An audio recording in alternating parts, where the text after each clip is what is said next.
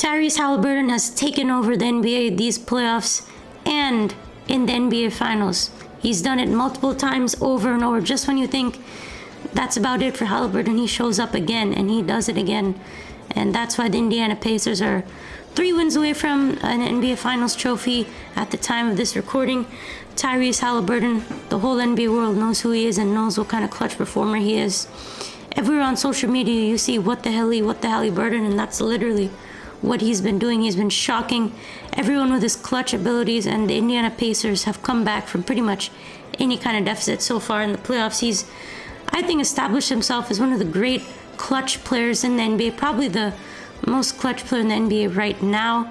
And this is the greatest clutch run you've ever seen by a player, I think, ever. This is the greatest clutch run by an NBA player ever. You've never seen this one player take over multiple times in a playoff and finals game to win or either tie it or just stay alive and hit a game-winning shot or game-tying shot. You've never seen it happen as many times in a row as it happened this year with Haliburton. He's done it 4 straight series in the first round, in the Eastern Conference semis, and then in the Eastern Finals, and now in the NBA Finals. It's really incredible. He has, I believe, taken 5 of these shots, and he's the only one to have done it since 1997. The first game-winning shot with 0.3 left. It's the least time on the clock left after a game-winning shot since Michael Jordan in 1997.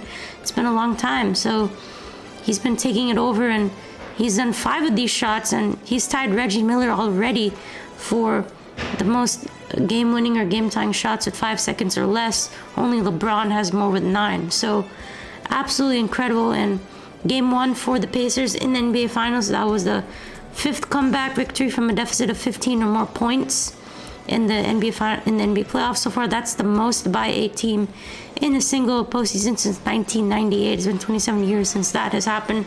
And after they're able to win game 1, they basically got the job done on the road. The formula for the Pacers to win the series was to take one on the road and get it done at home. Oklahoma City has not been that great when they play at home, so they got that road win that they stole. They got it. Now they have to defend their home court, and they're right in the series. I mean, they did what they needed to do, so it's going to be a lot of fun to see what they can do in Indiana now. Teams are now, initially they were 0-182 when trailing by 9 plus points in the final 3 minutes of the game.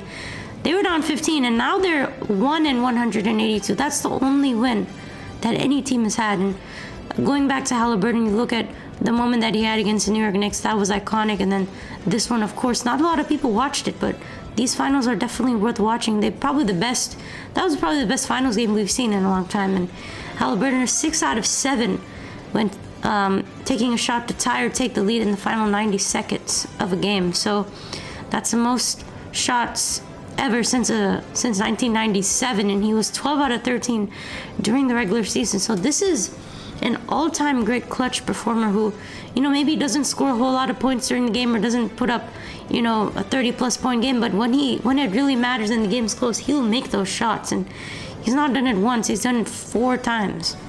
When you go back to all these moments, the layup against the Bucks, looks like the Bucks are going to win that game 5 in the first round. Then they come all the way back, and Haliburton with the layup to take the lead. Then in game 2, the comeback at Cleveland to go up 2-0 in the series.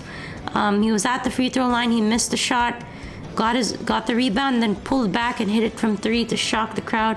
And then we saw at Madison Square Garden what he did in game 1,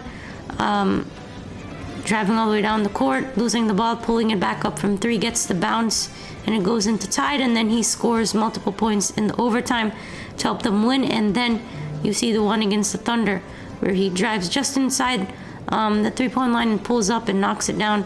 Most players, great players, go through their career, they only get 1 of these moments. He's already had 4 of these just this year. So really insane when you look at the kind of scores that they come back from. Down 7 with 35 against Milwaukee, then down 7 with 47 seconds to go against Cleveland, then down 9 with 53 seconds to go against the Knicks, and then down 9 with 2.5 minutes to go in the finals. So crazy. When you look at the probability of all these to go their way, they had, I believe it was a 0.3% chance, then it was a 2.1% chance, and then it was a 4.1% chance, and then it was a 2.6% chance.